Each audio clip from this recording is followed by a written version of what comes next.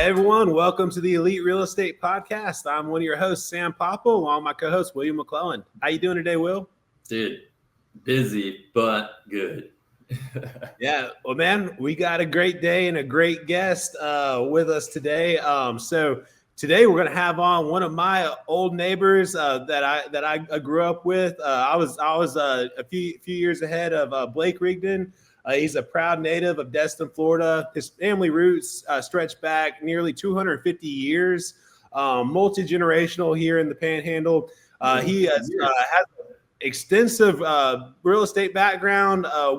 Started working with his father, going to job sites and stuff back in high school. Worked with him through college, and then now this year, him and his father Charles are started their own real estate firm, the Rigdon Real Estate.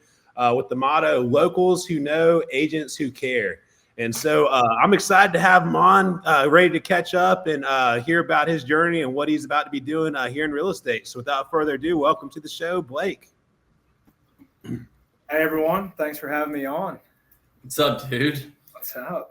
Man, I just want to start this off because I just caught something in the summary and I must have missed it. But let's start 250 years. I got to hear the story on that. That's crazy. So 250 years in the Panhandle? So in Walton County and Okaloosa County. He's got judges in his background, right? Yeah, way back. I think I want to say one of my cousins was one of the first county commissioners in Walton County.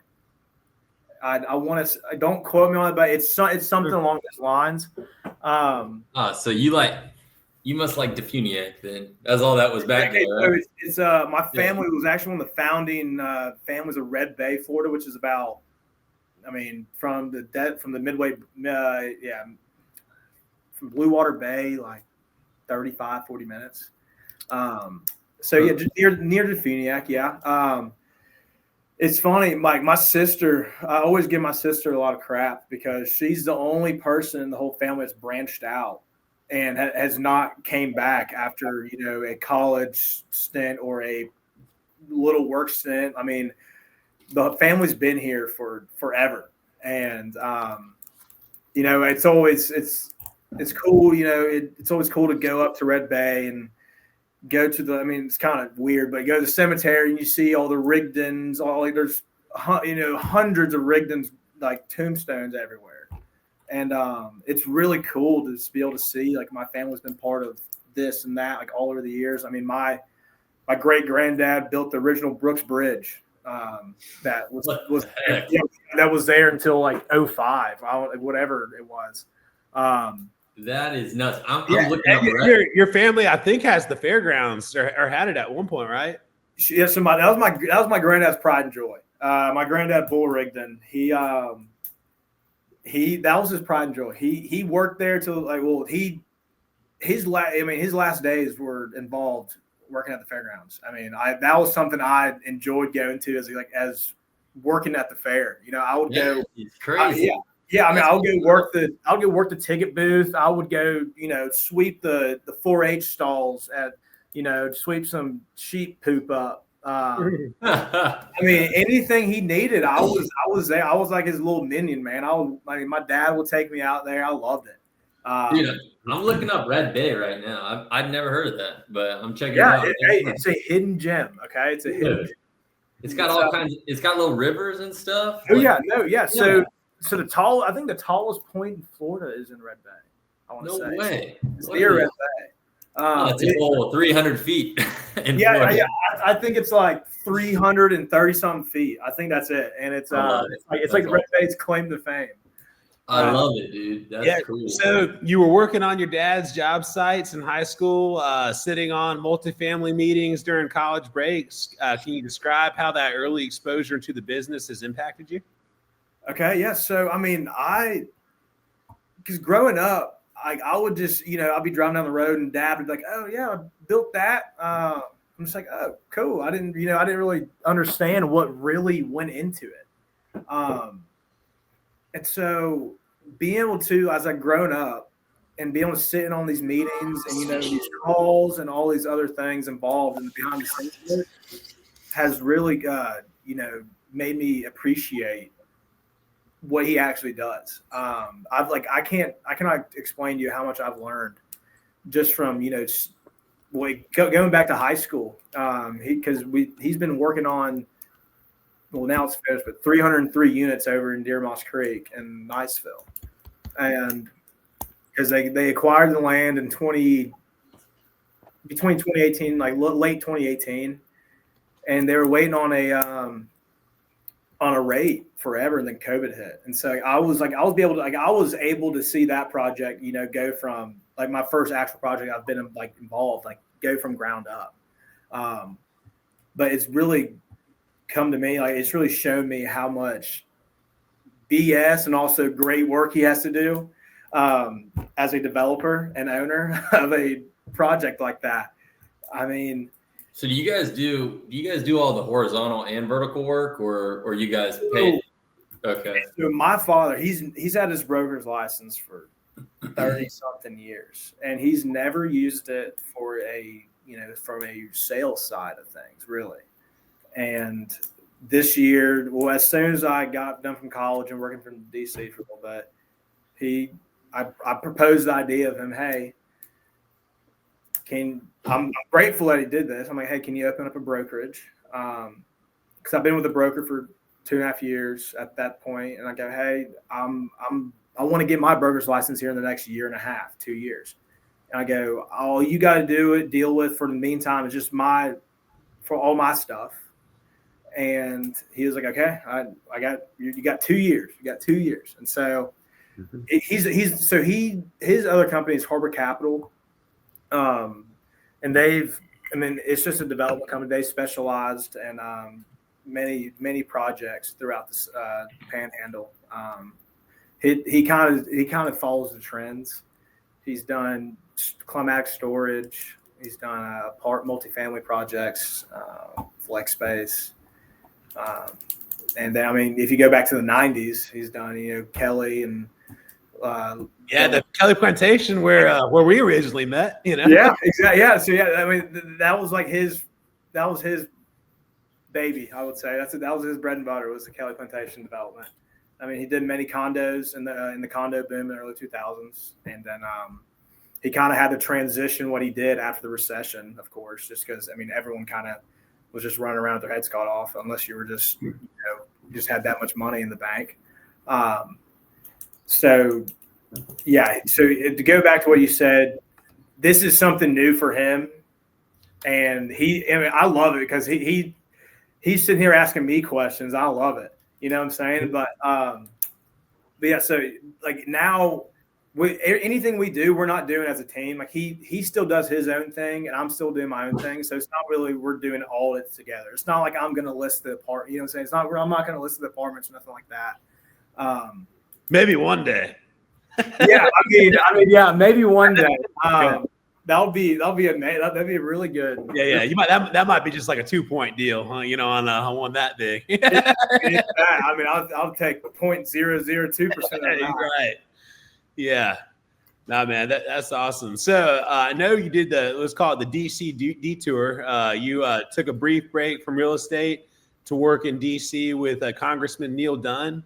What prompted that move, and what lessons did you bring back to the real estate business? Okay, so it was weird. So to go back to the Ole Miss deal, there's a big political pool at Ole Miss. There's a current senator that went to Ole Miss and was in the fraternity I was in. So he's always pushing, come to DC, work on the Hill. And I at first I thought I was an outlier because come to find out everyone up there is a lawyer or some sort of law degree. Mm-hmm. I've always been intrigued by politics. The two things I've really known three things is real estate, golf, and politics, just being around my father my whole life. And so being able to get up there and make the connections and actually see how our country's ran. was honestly one of the coolest things I've ever experienced in my life. I mean, I was 25 feet from Donald Trump on like my first week working there. I was in the Capitol building and Trump was just walking to Mike Johnson's office. Cause like my first week was when the big bill got brought through on the House floor. And so it was just chaos. But yeah, President Trump walks, in the rotunda, and I'm sitting there like on the other side giving a tour to some constituents from the area, and it was awesome. But I mean, I've learned really a lot of great people skills from being in DC because what I did, I would sit there and answer the phones. I mean, I didn't realize how many people take time out of their day to call their congressman. I mean, we probably get 60 phone calls a day. Really? Yes. And that's from the state of Mississippi. Florida. So I was working so Neil Dunn is. Yeah. Yes, Neil Dunn's District 2 of Florida. Yep. So that's 331 Bridge all the way to Perry, Florida. And so I was dealing with a lot of constituents from that area, and being able to sit there and talk to them. I was talking a lot, and then I would have to give tours of the Capitol building to people that would come in from the area. They're just in DC. They come in the office. Hey, I want to tour the Capitol building, and you take them on the tour and you talk to them for an hour. And it kind of reminds me of doing a showing of a house because you sit big there. House. Yeah, a big house, a really big house. And so you sit there, like your first day, you're sitting there, like it's just like getting a call from a homeowner saying, "Hey, I want you to list my house." And you sit there and you study that dang house, like you need to know like the back of your hand, because when you go to show it, you don't want to sit there and pause. And so that's how it kind of helped me on that part of like real estate work. I sat there. I only had one night to remember this whole freaking tour of the Capitol, and my first tour was like 13. So it was like just overwhelming, but that's pretty cool. Yeah, it was a great deal. I mean, it helped. It really helped my people skills. Like, to be honest, it was great. It was great that I was able to have that experience. To be honest, if I was like in college, I would 100% recommend going to intern for a congressman's office. It was amazing. Not to mention padding the resume like crazy. Yeah. No. Yeah. That is true. Yeah. That's really cool, man. I love that. So let's talk a little bit about how you got into real estate outside of just lineage for you. Where'd you start? What kind of deals have you done? Let's get into the thick of it. Okay, so where it started was really freshman year in a dorm room at Troy University. There's a lot of things. You relate, Will? I see your. There's a lot of things that goes on in old alumni hall in Troy, Alabama. I like good old Troy, man. Lots of good times. Yeah, and so I mean, I was sitting there. Because I never, to be honest, at the time, I thought I'm going to do golf, I'm going to try to do professional golf. Try to get that ball going. I didn't even have real estate in the back of my mind, really. Why didn't you? Because I saw you swinging a club my whole life, like ever since you were a little kid. Out the driveway swinging that thing. I got to college, and I played golf my whole life, and I sat there, and I mean, it was just not a good situation. I was like, I don't want to do this thing. Like, I can't do this for 4 years. I mean, I want to enjoy my time in college and make the connections I need to make the friends I need to make, and get to work. It was weird. I literally woke up one day. I was like, I just want to go to work. That's all I want to do. Mm-hmm. And so I talked to some people back here at the time. And they're like, hey, go see Brian Kiefer over in Miramar Beach. He is the man when it comes to a real estate class, getting you prepared for your exam. And I was like, at the time, I don't know if I really want to do real estate. I don't want to, be the shadow of my. I don't want to be sitting here in the office saying like, oh, it's little Rigdon, it's little Charles. You know what I'm saying? But the more I thought about it, I was like, heck, I need to, that's a good. I mean, yeah, it's a good. It is a really good thing, and it could be some bad things to it. But I was like, I want to do it, and I want to make my own name for myself. And so I went home for Thanksgiving break, and my whole Thanksgiving break, I went to this class, and I was a 18-year-old kid, never took accounting in my life, didn't know what a debit or credit was.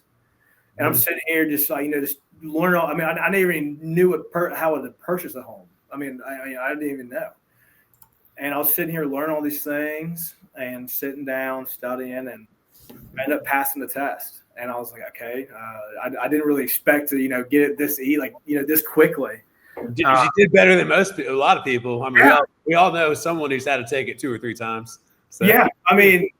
And so I took it, and I was like, I saw the pass. I'm like, holy smokes. I mean, what do I go to my dad. I'm like, what do I do? What do I do? And he's like, well, you can find a broker. And I was fortunate enough that my best friend's father they have their own brokerage. They're very successful out in Sandestin. And I was able to hang my license with them and just sit on open houses with him and learn, like the old. I loved how he did it, because he's old school, man. He did 4 open houses a week, and I love it. Yeah, exactly. I mean, that's what I love about that. That is that's my ideology. I think you need to do as many open houses as you can, and I mean, if you're the agent, and I think this is great because we have a lot of agents on the show. We have a lot of agents that are listening. And something that I think, and this is my personal take it with a grain of salt, anyone that's listening, if you're in sales, you should be in front of the customer or representing your customer 80% of the time, and all the minutia should be 20%. If you're having a little bit of success, get an assistant, right? Yeah. That's what they're going to do, so that you can be out there. You can host open houses. You can go meet new people. You're going to network with new people so that you get new listings. But I think a lot of times with a lot of newer agents, and even some agents that have been in it for a while, it's like they're letting sales go right by them because they're sitting at home trying to do all the paperwork. And so I like that old school mentality, because a lot of super successful brokerages, that run still on that mentality of, hey, we have a full-time office staff.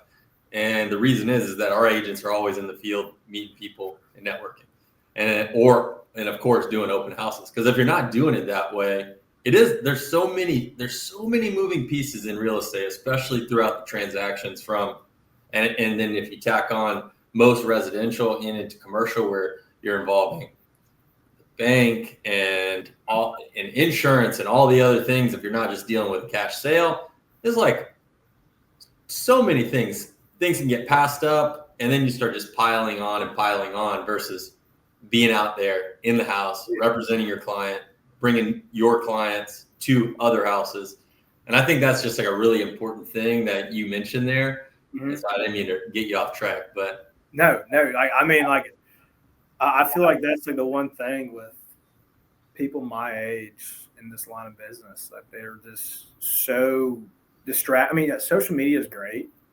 I mean, we can all agree social media is great, but like when it comes down to it, the bottom line, your average person who's buying let's say $1.5 million, $2 million house, they're not sitting here scrolling on Reels at night. You know what I'm saying? Right. They're not sitting here scrolling on TikTok Reels. So, I mean, that's the thing. You got to get your hands dirty. You got to be out there. You got to do 3 to 4 open houses a week. I mean, but I think you're also in an area and in the mindset there where you're not doing first time home buyers, right? You're past that, so that you can transition the amount of work that you're putting into the commission that you're receiving. And I think a lot of people they might just be scared of that, but I think that's awesome, man. Yeah, because you gotta be out there. Well, yeah, I mean, so the one thing is, I don't want to get too off track, but the one thing is, I mean, I just feel like with kids not kids, I mean, well, people my age, I feel like we grew up in like my age range. We grew up in an area era where it was more on the phone. It wasn't face-to-face contact. You know what I'm saying? Mm. So I feel like it's just a thing in the back of my mind that I believe that. So like they to go back to social media, like they just think if they put it on social media, that's all they need to do.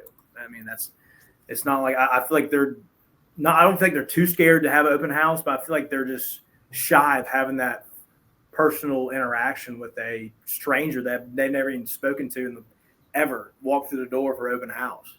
Mm-hmm. I mean, that's what I really feel like what's kind of going on in my age range of realtors in the area. Yeah, well, I definitely love the way you've been positioning yourself and giving in your social media posts like information about some of the higher end neighborhoods in the Destin community. But man, I know you've been doing some commercial stuff as well. So yeah. Residential versus commercial, you've served clients in both those markets. How do you approach those differently, and what's your favorite between commercial and residential? I mean, they're really two different worlds. Mm-hmm. I mean, just two different worlds, but with residential, it's more personal. You know what I'm saying? It's just more personal. Mm-hmm. Down, like it's more of You're not writing pro formas, pretty much. Exactly. I mean, like with residential, you're selling the kitchen and the bath. Exactly. I'm not. You don't see me walking 2.5 acres with the client. You know what I'm saying? You just don't do that in commercial. I mean, you could, I guess, but yeah. I mean, it's just. I mean, commercial is more strategic.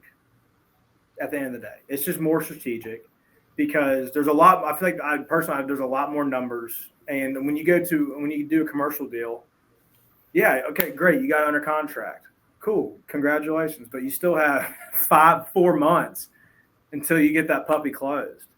So, I mean, it's not like a residential, or a house, or a condo, townhouse where it's like, hey, 30 days, we're in and out, 30 days. Here's your check, 30 days. No, commercial, it's, you're dealing with a lot of due diligence. And, but at the end of the day, I feel like commercial is more rewarding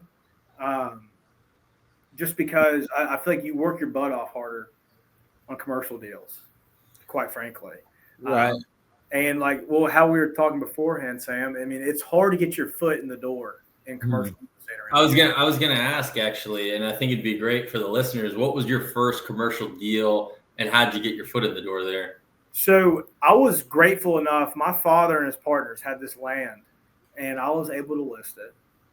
And I went all out. I got me a big old sign. I saw the sign. I drove by it. Yeah, a big old sign that says "Call Blake Rigdon." I felt like the Alabama Hammer. Like, call me Alabama. I felt like a freaking. I was 19 years old, and I was driving by. I'm like, damn, this is awesome. I'm like, I got a freaking 14 by 14 sign out here. You know what I'm saying? Like, it's just like I feel like Donald Trump at the time. Sam, we got to get some of those for our live. Oh, yeah, no, dude, he got his name out because I remember driving by it the first time. It's like, man, is that Blake Rigdon? Man, I remember watching that kid play golf. Like, so that's sick. That's awesome. So yeah, I mean, it's kind of college, slowed my process down and getting my name out there because I could have done, but I just did out of respect to clients. I'm like, hey, I'm in college. Like, I don't want to be up here, have your house listed, while I'm up here in school and I have to drive down 7 hours to do a showing. Mm-hmm. And I mean, I've had people ask me while I was in college to list their stuff. And that's why I just stuck with commercial during college because it was easy. I used to do it over the phone or on the computer. And so, yeah, that was the first thing. So did you end up selling that deal? Yeah. Awesome. And so what was the timeline from listing it to selling it? I mean, I know commercial can sometimes take a while. 7 months. So 6 months. 6 months. That's actually not bad at all. Yeah. That's really good. Yeah. So, I mean, I've done some referral stuff throughout school. I mean, that's really all I could do. I mean, it sucked. I mean, I like it, but I really spent more time being able to sit back and learn from sit back from the sideline. I mean, it was like being a backup quarterback. I mean, I just sat back on the sidelines and just watched. I mean, I check the hot sheet every single day. I see what the prices are doing, what the info, what the market's You got to. Exactly. And so when my time was ready, when my time was coming, I was, prepared to be out in that field. And, I get it. I'm 22 years old, and like, you look at me, you're like, okay, I don't trust this kid, with my house. And like, I had, it's kind of like, I got to tell people like, hey, like, I get it. If I was in your shoes, if I looked at myself, I look like a 12-year-old. I get it. I'm like, I understand, but hey, I mean, I trust me. I know this market like the back of my hand. I mean, I've been here my whole life. Let's talk a little bit about that. I think that's a great segue there of you're deeply connected here in the Emerald Coast, and I think that's a huge selling point for you, right? It's like, hey, it doesn't. I'm 22. I've been here for 22 years, learning every road, and then my family lineage has been here for 250 years. So I want to dive a little bit in, and this will be like a 3-part question of what makes this market unique, and what's your edge on that, and how it doesn't matter your age. And then also with your family's background and development, especially within the Panhandle, where do you see what's happening in Northwest Florida, and where the most opportunities are? Okay, so with me being in the area, I mean, what makes this place so unique is that you're sitting here. And I mean, I can look outside my office right now, and I'll see a family that will just be walking down the road, or I'll see a 90-year-old couple who've both lived here for 2 days. And so the really great thing about this area is that there's so much, like, this is a broad range of people who live here. It's not just like, hey, you go to South Florida, you go to Naples, and it's just like you got to be 7 years old to even live in this freaking neighborhood, man. You know what I'm saying? and there's the opportunity is huge, because you can go. You got Destin, you got the south side of the bay, right? You got your houses that are 500, anywhere between 500 grand and $23 million on the south side of the bay. If you go all the way out towards 38. And then the great thing about this area is you can be 15 minutes from the beach, and your house could cost half the price. And you can afford that. You know what I'm saying? You can afford that house. I mean, for young people, it's great, because there's not a lot of places like our area that a young person could go thrive in. You know what I'm saying? Because even if you live in Crestview, you're still 30 minutes to the beach. With people who live in middle of nowhere West Virginia would pray for that. You know what I'm saying? They would pray for that. I got sidetracked. What was the second question? It was second part of it is, so I think you kind of answered it there. There's a lot of opportunity simply on the fact that you have price ranges from extremely affordable to astronomical, using that $23 million range there. But with that, let's say the median household in Crestview, and you have a pulse on the market there. It's probably 300,000, 275,000. Yeah, it's around that 275 to 325.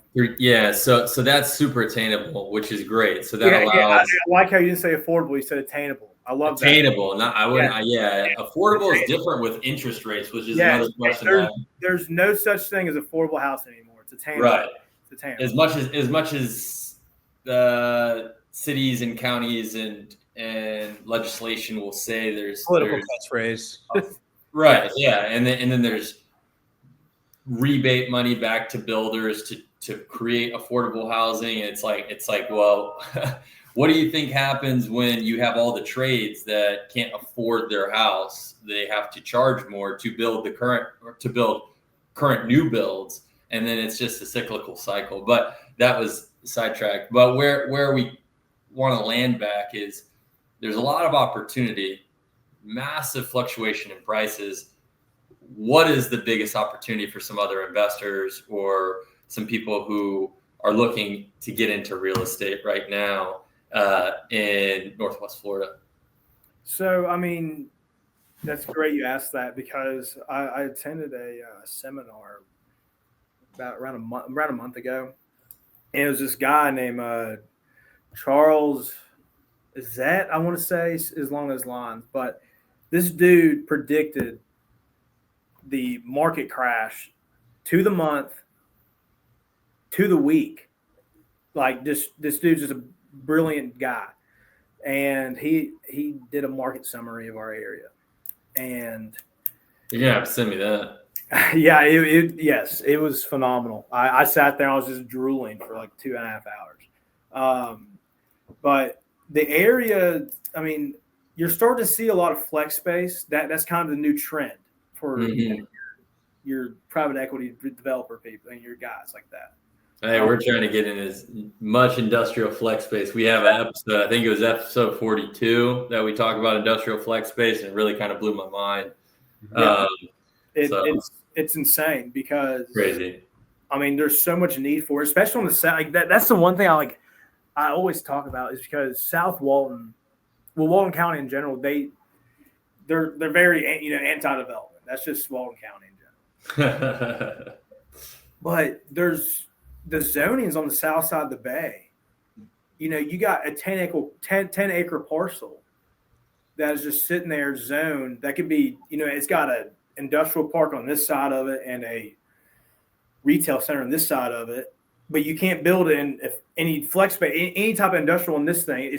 It's zoned for like 1 unit per 10 acres. It's like the conservation, so there's such a huge need for flex. That's the big thing I'm seeing now is flex space, especially out to my direction, east. Like are y'all able to get any of that and change zoning on it and stuff? Or so the thing is about Walton County is, I mean, you got to submit your letter for rezoning. Mm-hmm. That's just 90 days for them to even look at it.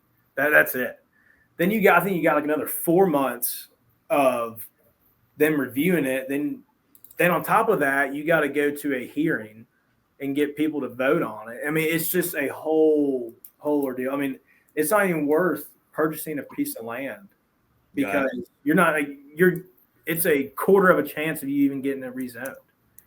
I mean, in Walton County, they love downzoning. They don't love upzoning. They love to downzone stuff. Yeah.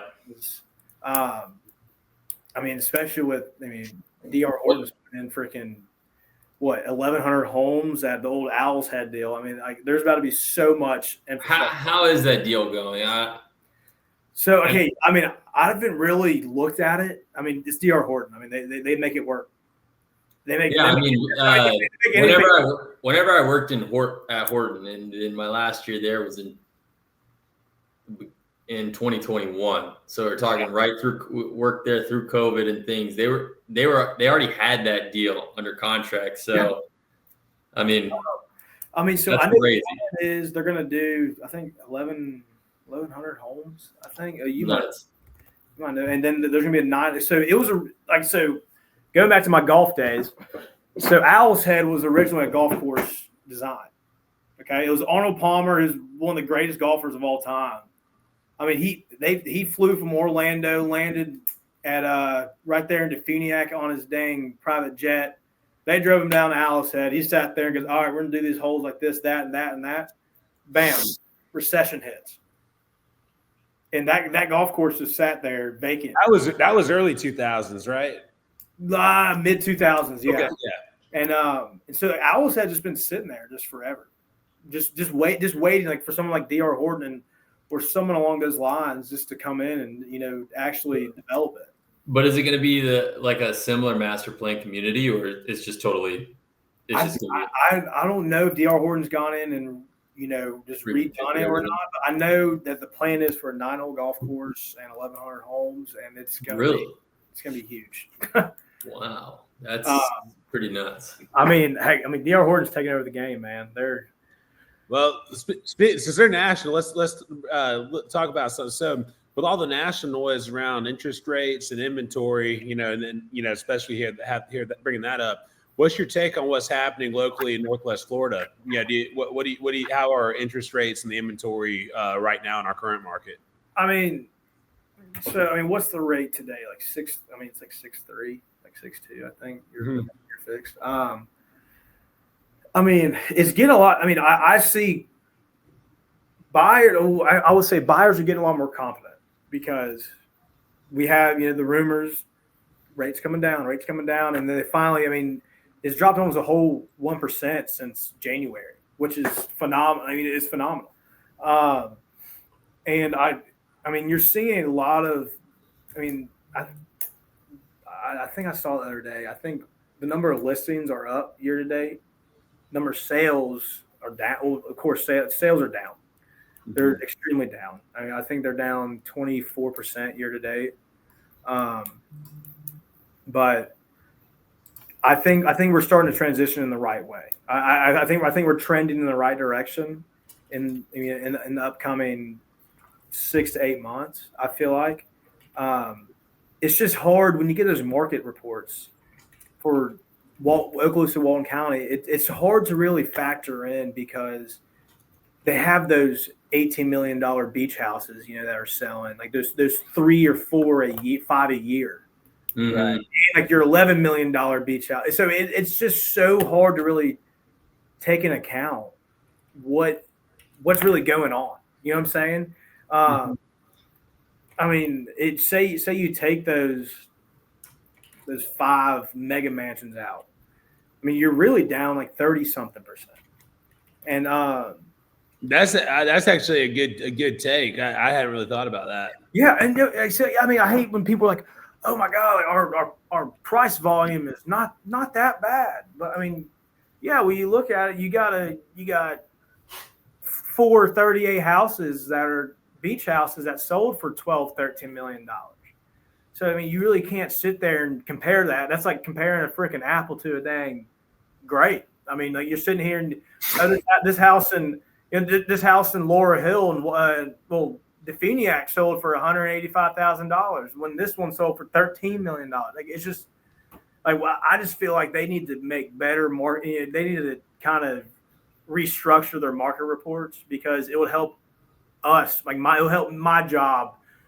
So it would make my job so much easier. But yeah, the market is definitely trending in the right direction. Because I really look at, like I was saying earlier, I really look at your Indian Bayou, Kelly, Rigdon, and Emerald Bay, and just in Kelly, in the past month, we've had 6 going under contract, which is really good. They're all, they're really all above $1 million, $1.1 million, which is great. Kelly doesn't have anything under $1 million anymore, right? I think the only things are those brownstones, those townhomes right there near One Water Place. I think those are the only ones that are really under that million mark, which is insane to think of. Right.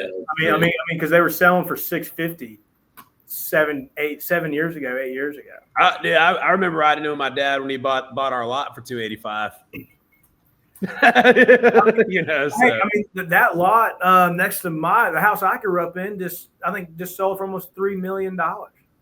Yeah, that's the same street my parents are on, Will.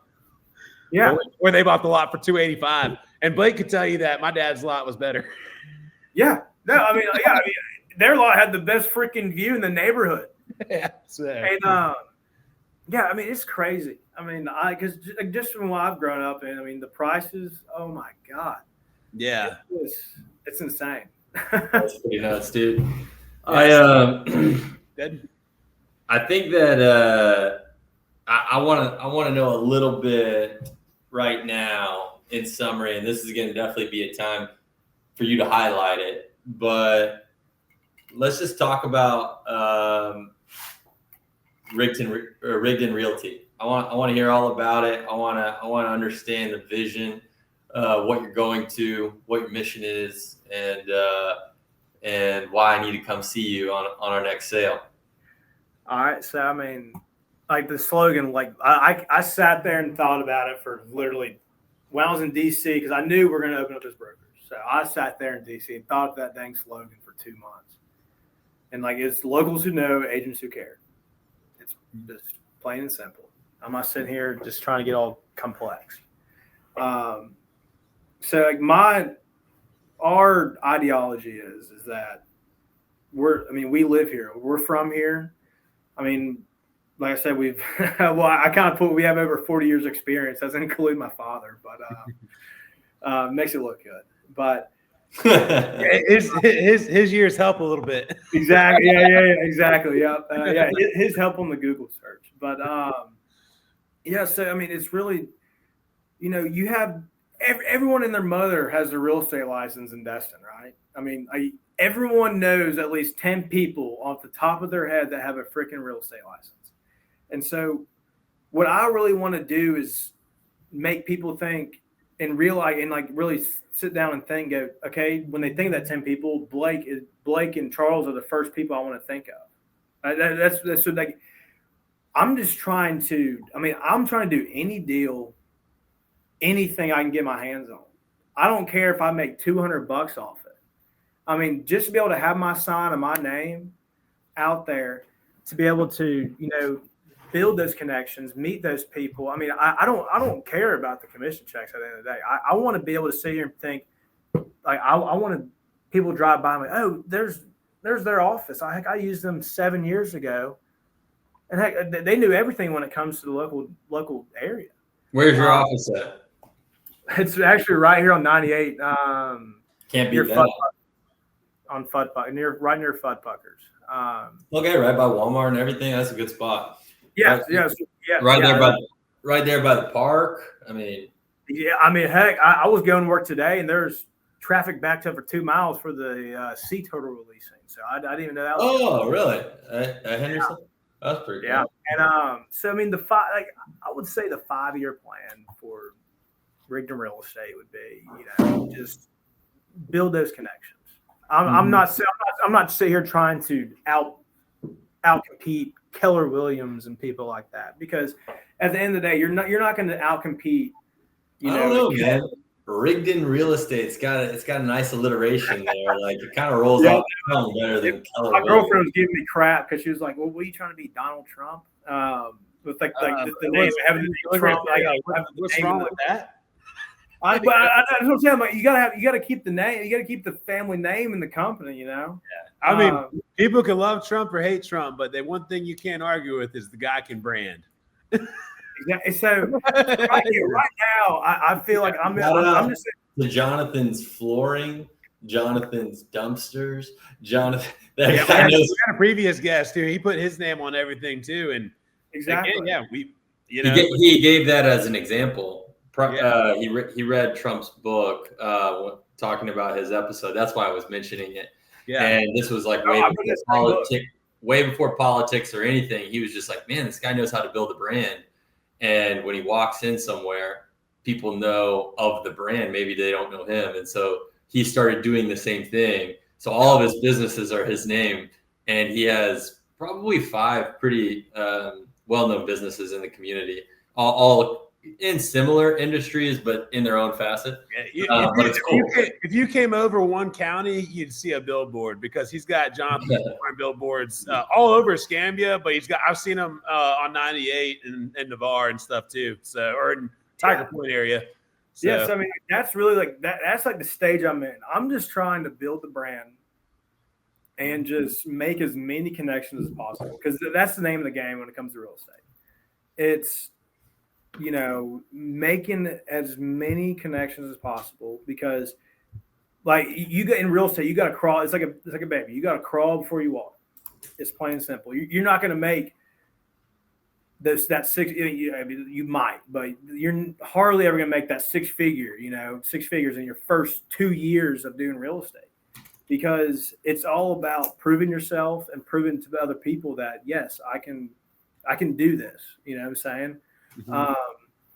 So, I mean, I'm the 5 to 10 year plan is, I'm going to get my broker's license and become the head broker and start hiring agents. But my theory is, going back to locals who know, is I only want to hire people who are from the area and grew up in the area that have that background that, they went to Destin Elementary School. Heck, we had the same kindergarten teacher 7 years ago. You know what I'm saying? And it's just they know the people. It's just that's just what I believe in. I mean, I believe in keeping everything locally and not going to outside areas. This is how I believe that how things should be ran in a small town like how we are. I mean, some people, I get it. Some people don't have the opportunity to work for a local brand. But that's just what I believe in. I think it's that you should just keep it local, and that you should be buying a house from a person who lives next door to you, not someone who lives 45, 50 minutes away from you. So let's talk a little bit about that. What's your parameter? I think that's good to know. I mean, I really love specializing in the areas that I know. I've known Fort Walton Beach area forever because that's where my family's grown up in. Niceville. So it's just the Fort Walton, Niceville, Destin, Crestview, Miramar. I mean, I don't even want to put my feet into the 30A market because I was telling Sam before we even got on that everyone and their mother is trying to get in that market because everyone wants to have those $6 million houses, But I was in that market for a little bit. I know exactly what you mean. Tough market. I mean, that is a market you don't want to get into as a young realtor because a lot of guppies and only a few sharks over there. Exactly. And those sharks will come back to bite you in the ass. I can tell you that. I mean, those guys will scoop up anything in front of you. And I mean, they're great at what they do. That's the thing. That's why I don't want to get out there because I don't even want to try to sit across from the table from a guy and be like, hey, you choose me over him because, I mean, no, but yeah, I go back, yeah, Freeport, Miramar Beach, Niceville, Fort Walton Beach, Destin, Crestview. That's Freeport's blowing up right now. Booming. Man. I mean, because Crestview was the fastest growing city in the Panhandle. I think Freeport's getting up there now because gotta be. I mean, it's insane. I mean, shout out to Jay Odom. Jay Odom, he did a great development over on Black Creek Road. It's literally in the middle of the Biophilia Center. And I think he's sold every lot in there so far. They just started it. And when I say you're 20 minutes from the bridge, but you're in the sticks. But it's a beautiful place. But I was thinking it's crazy to think 10, 15 years ago, no one would ever thought of living out there. Because whenever I was in South Walton during COVID and stuff, I mean, I didn't even really want to go to Freeport too much. I'd go to Frank's Cash and Carry, the big store out there. Yeah. And then outside of that, I remember when the big Publix just opened. Yeah. And I was like, dang, this is really nice. Hey, did y'all develop that? No, we just question. I knew it was plausible. So. No, yeah. I love it. But it was now to think if you're 20 minutes from north of right there on 20, that's out there. You're prime. If you're in your 20s, I mean, I would tell people, if you can afford it, live on the south side of the bay by all means. But if you're really sitting there contemplating it, just move to Freeport. And just move to Freeport and Niceville. You're 15 minutes from the greatest beaches in the world. I mean, that's why I try to explain to people is we want to live in Destin. I'm like, well, you can live 15 minutes away from the city of Destin and be still in prime. You're still going to have a Walmart, Publix. I mean, you're not going to be sitting there just with a Piggly Wiggly. You know what I'm saying? Right. But one thing I've seen is too. I've seen people who could have bought in Freeport or Niceville rent in Destin and then get choked out after trying to live in Destin for a few years, and they eventually get where they can't buy in any of them. Rent has gotten to the point where you're literally paying a mortgage. That's literally what it is. Like you say, I rent a townhouse in Destin, you're gonna be spending $2,900 a month. You know what I'm saying? For your nicer newer townhomes.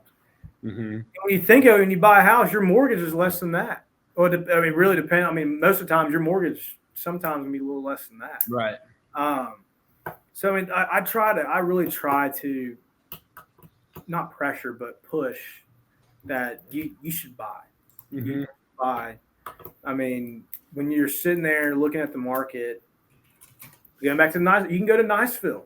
Yeah, you don't have to live like the people always think they have to live in Destin. You don't have to live in Destin because there's not much to go around in Destin. Right. In a certain price range, there's not much to go around for Destin unless you want to buy a 1930-year-old fish house. You know what I'm saying?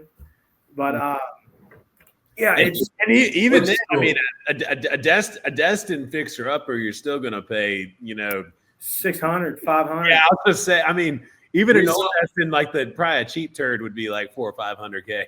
Yeah, I sent you that one over off Airport Road, Sam. Over the summer.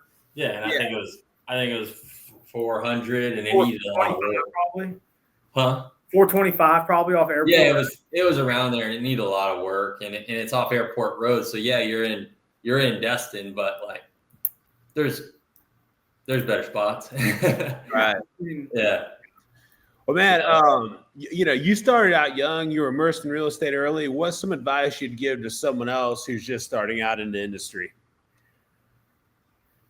I would say, really, don't even think about making a profit in your first 8 months, 9 months, because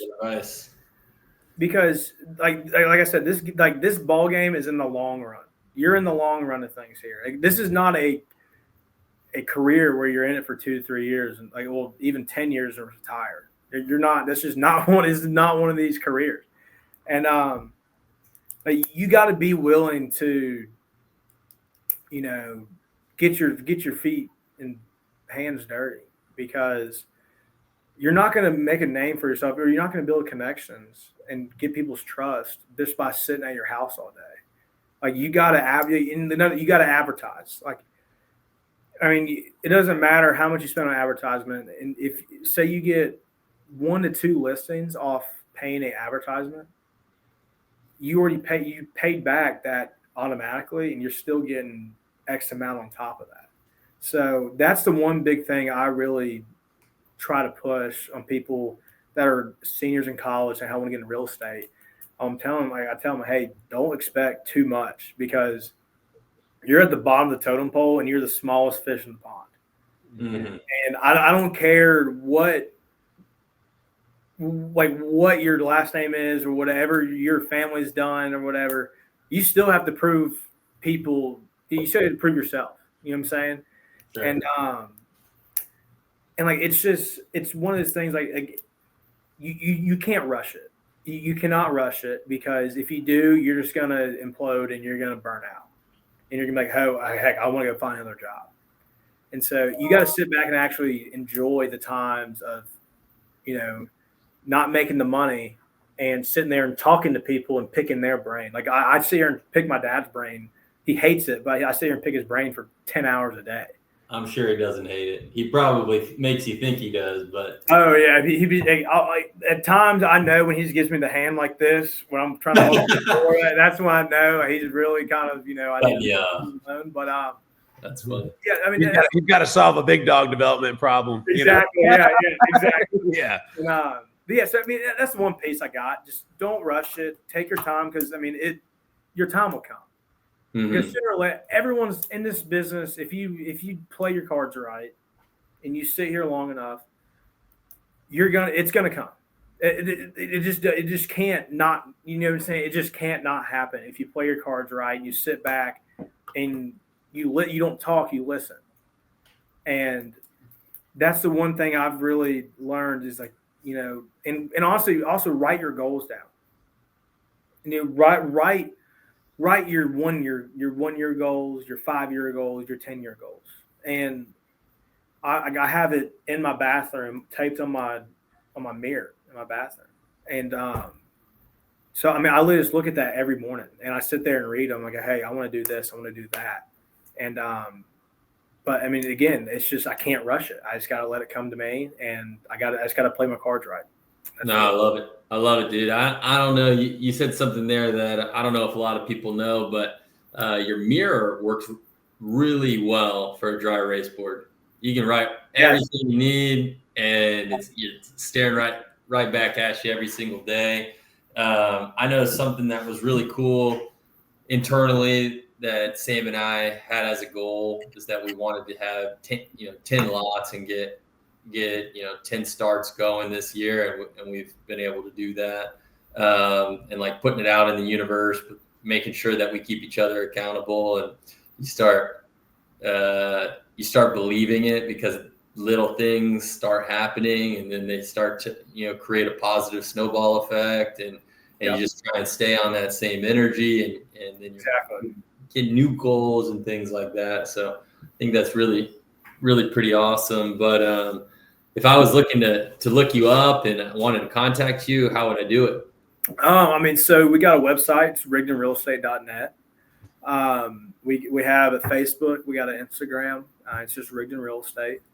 I mean, we post, all our listings and all our activity along those pages, and yeah, that's all we got. I mean, YouTube might be a thing here soon. I don't know. It's out in the cloud. It's out, thinking. Hey, so next week I'm having someone on the show who's a local Pensacola realtor. Who the reason I actually connected with them was because he built a pretty good YouTube and Instagram channel, just giving out local information about Pensacola and Pensacola Beach and surrounding areas.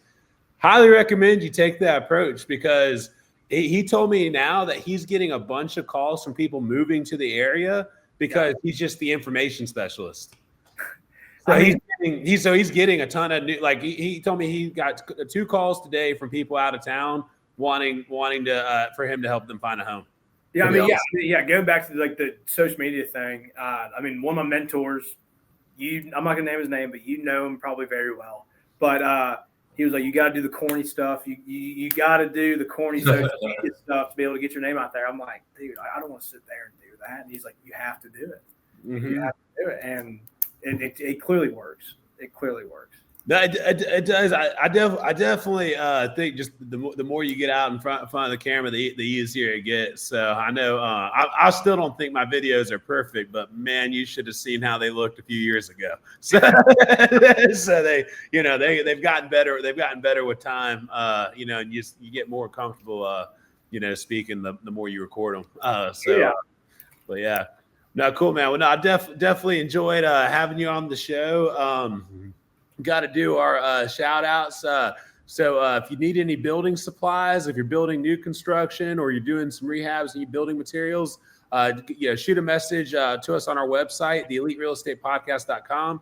But put it in message in the message section on the bottom. Put attention, Will. Will's with Dufresne Building Supplies, so he can definitely help you lower your cost on any kind of building materials you need, and he can direct you to the things he can help you with and the things he can't. Anything you want to add on the building supply front, Will? Yeah, Blake, I know that you had mentioned that you're working with a lot of people who are developing neighborhoods and things like that, and so however we can help, I know that we're crushing quotes as they come in. So anyone, not only listeners on the show, but extend that out to your friends and family too, because we're new into this market from Louisiana and Mississippi. So as we continue to move east, I know that we're going to be aggressive in market share as much as we can. So pretty excited about the rapid growth. So if you guys are interested or need stuff quoted, I mean, I'm still at the office now, so I'm gonna make it happen for you guys. Good deal. Yeah, and then big shout out if you guys get a little hungry, Clean Eats, feed me right there. So Mobile, Pensacola, Shalimar, and Tallahassee. If you're looking for a great meal, you don't want to cook. There's no it's 2025, about to be 2026. No reason that you should be utilizing your precious time on that. If ChatGPT is doing everything else, let Clean Eats handle that. So, hey, I know Blake's a Clean Eats customer as well. That's awesome. I am proud customer too. Nah, I definitely appreciate it, man. Well, no, we definitely appreciate having you on the show. Again, anyone listening, if you have any lots in Escambia County that you're wanting to offload, again, go to our website, theeliterealestatepodcast.com, and shoot us a message.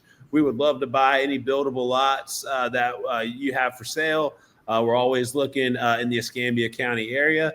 Any last things before we close out? Yeah, even if they're just infill lots and you're a realtor and you're looking, I mean, we get tons of lots every single. Probably 20 to 30 every week.